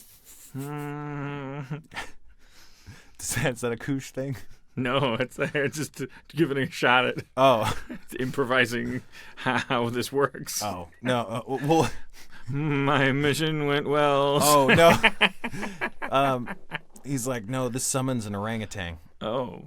That's cool. I'm working on it to get it to summon a bureaucrat, but it's not. This is you. You've been working on helping us not have to do as much paperwork. Yeah, right. Do you have anything for me? You can have that. I mean, you can share it. It's an orangutan. Oh, well, thank you. That's very nice of you, Epsilon. Orange koosh ball. Is it one use and then he disintegrates? Or? Yeah. So we got. I'm working on that too. We got a one-time orangutan. That's nice. Right. Can you get us some new horses? This guy's crazy for horses. I'll think of. I might be able to do that. Let me think about that. Yeah, find a thing that can Thanks, summon this guy some nice horses because he really. We lost our horses. Someone murdered them. Oh, I know. I mean, you know? No, I didn't know that. Sorry, that's my bad. That's not a clue. Yeah, no, I didn't know that. Hey, where's the boss? We gotta take in a prisoner we have here. As if on cue, you hear the shout ring out. Johnson, Your last name's Johnson, right? Isn't it Carlos Johnson? Is it? Am I Carlos? think oh, it's yeah. Carlos Johnson, the I unimaginative. think. Johnson, what's the status of your mission? You're to report to the debriefing room immediately. Well, do you want me to answer the first part or just follow the second part? I don't know. Maybe it was meant to be given out in 2 parts. This line. We'll see you in the briefing room. Awesome. That's Brother Schrader. Brother Schrader. These names aren't super important, but You know, I don't know. just- It'll be. They'll Hey, probably I'm keeping recur. every note. I like it. Yeah. All right. Well, he disappears after doing that. Okay. Like magically? No. Oh. Like his head was popped out of a door and it pops back through All the right. door. So we go to the briefing room. All right. You enter a darkened room lit by narrow slit windows and the thick stone walls of the keep. Schrader takes a seat apart from you, and seated nearby Schrader is a bishop. Recognizable by his uniform, but unrecognizable in his face or body or based on any of your memories. Okay. Bishops are pretty big deals within the church ministry. Patchins also comes in with you, and also Yeah. leaning up against the wall is Geffen. He's there. Oh. It's a shady room. Hey, Geffen, you got snacks? No. What? No. All right. I'm just wondering. Okay. I approach the bishop and is it customary to like bow or anything like a higher ranking? Do we have like a thing? Whatever. Nah. That's like not in this kind of thing. What's our saying? The flame will keep the flame burns tall. Always keep that flame burning. Always keep that flame burning. Chaos is a ladder. That's. I go up. I've said this before, but it's great. Chaos is a ladder is a great response to condolences. Like, I'm so sorry. Chaos is a ladder. It's fine. I go up to the bishop and I nod and I say, I as in deference, and I say, may the flame purify. And may we be found worthy. I walk up and say, blessed be the fruit. For it will ferment. Is that how you say it? I don't know. Are there seats in here? Yeah, there's seats. All right, so I assume we're supposed to take a seat, so I take a seat. I turn the seat around and sit like the backward seat, like the cocky way. And we have the prior with us, and Right. I now take a I untether him. I say, this is Prior. Do I know his name? Abernathy. This is Prior Abernathy from Roan. Roan, sir. We believe he'll have more information than we can give you. We arrived at the site of quite a kerfuffle. There was bad things happening to livestock. They were doing blood magic rituals and making crazy blood boogans, and the whole thing blew up. Yeah, we heard you blew up the church. We didn't blow up the church. The bad guys blew up the church, and we were lucky to escape with our lives. I think we blew it up. No. Didn't we? No, it was the creature lady. I assume that was an aside, right? Yeah. okay, No, just to be clear, it's fine, Well, it's can fine. you remind me, table talk? Like, what You did could we do all the blow it up? No, but in theory, you could have prevented it from being blown up. Right. Well, we climbed up the ladder because it was about to blow up. Like something got set off, and we were like, okay, yeah. The pea barrels. It's true. The priory was lost. There was blood magic, as my colleague is telling you, taking place. Abernathy here claims to be ignorant of all of it. I don't disbelieve him, but I didn't want to interrogate him without turning him into the church. That's our full report. Abernathy should hopefully have less trouble telling you the full story. We should probably also talk to Petty Cash about replacing a couple doors for the Fell family. We kind of lit a few things on fire. All right. I want to put in a good word for Abernathy before anything begins, in that I think that he was the prior, from my observation, of an abbey that had gone awry, had been infiltrated by an evil force. I believe he was dealing with it. I believe it pushed him over an edge, so he was in danger of harming others that we personally had exorcised already. We brought him here against his will because his will was to run. But I believe that's because he's aligned with the church. I just wanted to put in a good word for him. Sounds good.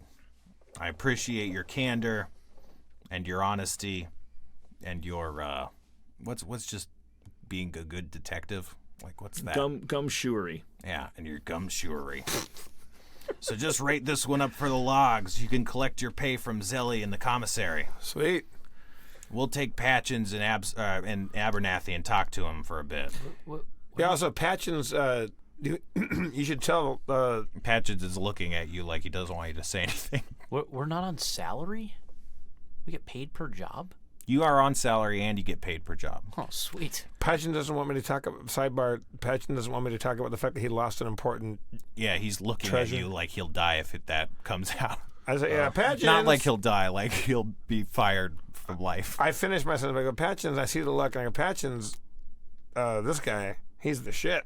And then we walk off. Yes, sir. Sorry, Bishop. I should have also commended this young man, Patchins. He was a huge aid to us. He didn't know who to trust, but he trusted us. He helped us a great deal, and he's been under a lot of duress. And we were assailed by bandits along the way back, and he was hurt very badly. I hope that the church will take care of him, make him comfortable, and I'd also like to know when he'll be released from debriefing so that I can buy him a beer and give him my personal thanks. It shouldn't take more than an hour. All right.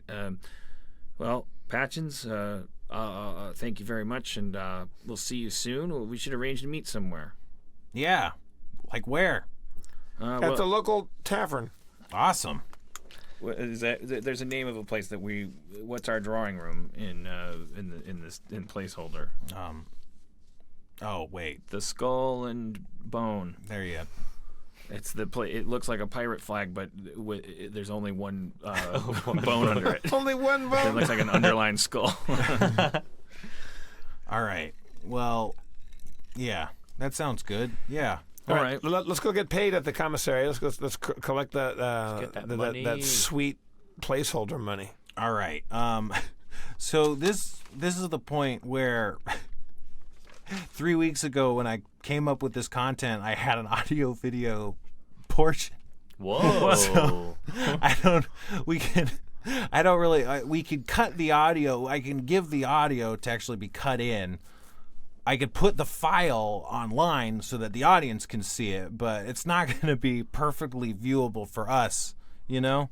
Does that make sense? Should we do it as a cliffhanger and do it when we're back on stage live, or should we go out and fight that demon? I think we should at least... I don't know. Oh, I guess we should probably stop soon, huh? But yeah, we should at least... I want to play because it's been 3 weeks and I haven't been doing... I don't know. We can poor Spencer trying to follow my dream of having an AV podcast. He finally gets on board. I know. Church, can you just wear a fire marshal outfit and come in here and shut the whole thing down? This would be a great time to subscribe to BarkBox. BarkBox. And MeUndies. It's like a box full of dog stuff sent to your home on a subscription basis. It's not like that. That's what it is. It's exactly that. And MeUndies. Put your dick in the diamond. Did someone say MeUndies? Hey, look down here. I'm your dick. You sure have been putting me in some rough cotton lately. Oh boy, I sure would love to be more comfortable when you're walking around the streets on a hot summer day. Wait a second, there's a new underwear in town and it's called MeUndies. Oh, geez, I'm inside these. It's like a paradise for your dick. MeUndies. It's your dick. We just make the underwear.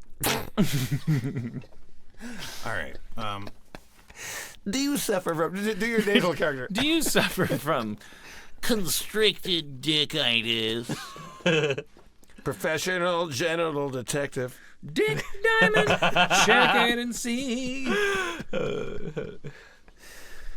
Hello, I'm Detective Dick Diamond.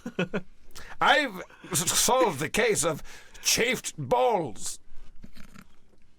We good? It's gonna be the most underwhelming. We should just not do it. No, I want to support you. I know, but it's just now. It's just the most. It's gonna No, be. come on. it's such Everyone's a, on your side. No, I know and that. no, and I everyone's said- gonna hate you if we just abort I it said, now. I'm not said, aborting I it. said we should have gone out and fought that demon. We could have averted this whole thing. I don't want. This isn't a We've had a great bureaucratic platform episode. for your agenda. Let's just get behind Spencer. That's fine. I'm excited about this. Well, yeah. I mean, again, He's saying don't be. You can support him by not being excited. He's gonna Twitter it. I'll put it on Reddit too. The Harmontown Instagram. Maybe we can like. I'll put it there too. It'll be on the Harmontown Instagram. Yeah. Right. All right. I hate myself. No, come on, dude. Okay. I mean, I want to support you now more than ever. Like you, you were like, man, let me get behind this fucking podcast. Like, I want you to be rewarded. Yeah. Well, this is my reward. This is going to be your shining moment. Here we go. All right. First of all, is You this gonna became work? president of the United States today. Mission complete. Swoop. Swoop. Swoop. Swoop. Swoop. Swoop. We got a final grade of a D plus. It's Yeah. See, it's for those listening. It's I like love this. It's basically he made like the video game equivalent of like when a dungeon master like tells you your campaign, or not your campaign, your beat the mission is over, and like here's your experience points and things. But we got graded. We saved 4 people. We got a D plus overall. The A we got was for time. right because it happened really fast. I guess that assumes we rushed. You really did. I mean, that was a good thing, but So we probably should have been a little more diligent. maybe. That's good to know. Well, that's the thing is that, like, you play these video games and then you're like, I think Yeah. I did okay. And then you get the score and it's like, wait, what the And they're fuck? like, wait, here's what we're measuring. Right. You know? How many gold pieces did we get? No, that was collateral. You caused 500 gold pieces in collateral shit. damage. That's, That's part of why The you're- mayor's gonna have our Yeah. That's amazing. All right. So, that was the. That makes me want to keep playing more. So I want to see more of Well, those. that's. I mean, I think that was Spencer's Right. successful goal was that he's like, why don't we make this give you the dopamine spike Oh, man. of a mission that's finished, well or not, Okay. and then you're like, God, okay, so now you get a kind of a fresh start on the next one. That would have been a smash hit with an audience. I know. It was a great idea. I have good ideas. It's, I know. almost, it. it's almost like we should have had permits for our new venue. Yeah. No, it's cool. I should have, if I didn't bitch out that one time when we were going to play D&D, it would have happened probably, huh? Now, are we going to get a new adventure now? Are we going to talk about Yeah. a new mission? You're embarking on a new That's mission. why it's so exciting. Now we know the characters, and now we're like in placeholder, and then I'm going to the tavern, and I'm gonna have a drink, and then We have so many storylines to Yeah, investigate. look, so we can all turn to each other and say, okay, D plus, not our best work. Lots of mistakes were made, but we kind of know who we are now. We kind of know how to use our spells a little bit. We worked as a team. We failed kind of as a team, but a D plus is better than an F. But I want to get better, and I can now because I can take notes. I want to learn to use note-taking software the best way possible, so that like when we meet a character, I can like hashtag it. Yeah. So that it's like I'll have a list of all the characters, and like I'm gonna fucking nail this. Okay, so now That was dismissive. who's our main man? Who's Charlie to our angels? That's going to give us our new thing. How about Brother Absalom? Brother Absalom. Yeah. Brother Absalom. Oh, are we still going? Sorry. Well, anyways, no, but I said we- do want to. I do want to partake of the irony here, though. That like I've been this Howard Hughes obsession person about the new venue and how we're gonna show video and audio and stuff. And Spencer's what? Spencer's finally. There's like a fucking really funny irony there that Spencer secretly was like, you know what? I'm gonna blow their socks off. Yeah, I'm gonna man. do what Dan keeps babbling about and like do the audio-visual thing at the end of a Dungeons and Dragons. I'm gonna back him up and do this, and then it's like the fire marshal comes in, and I spent 90 minutes talking about how thrilled I was that we're not doing it. It's fine. And the D&D Spencer going, well, this would have been better if we. I think that's really beautiful. I know, It's like it's sitcom. It's this hard like to.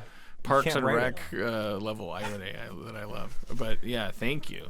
Well, it sounds like we're teed up for next time for a new mission, right? I feel it's pretty safe to say that next Harmontown episode is going to be in this format. We're not going to just like leap into some willy-nilly live venue. I'd rather refine this experience while we wait for the castle to become legal than run around town trying to figure out where in LA we can technically do our show. I say we learn briefly to get good at this, and then use live venues when it's time to do that. And we now we've added another knife to our Swiss Army knife of like our utility belt. Yeah. Like we've expanded. We grew a little bit. Mm-hmm. You die a little bit and you grow a little bit. Yeah. Welcome to the strangest era of Harmontown yet.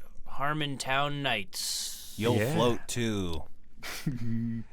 So we have a not just a cliffhanger. We have we know that we have a new adventure and a new episode coming up of our D&D. But we have so many things to investigate that we already know about. It's daunting. It is. Well, right. You guys, we did it. It was a fun experience. I hope the listeners enjoyed it. I want to thank Steve Levy, Spencer Crittenden. Thank you. I'm Jeff, your comptroller. Let's thank Church, Noah, Emma out there, everybody making it happen in the booth. Chris Boruff, Zach the Audio Maniac. When you podcast from your heart needs to podcast fire. When you podcast from your soul needs to graduate higher. When the devil looks down from the godly throne that he took over from his godly bones, and he says, who can podcast the best? Then you will undergo the podcast test. It's the devil, God, angels, heaven, metal, earwax. Hacky earwax? That was Yankovic. Good night, everybody. Thank you for coming. I mean, you didn't have to come, so fuck off. Stay home and take chances.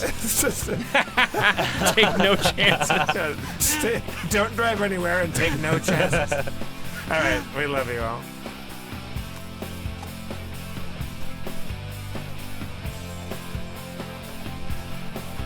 When the devil comes to call. It's podcast time. You're in the podcast zone.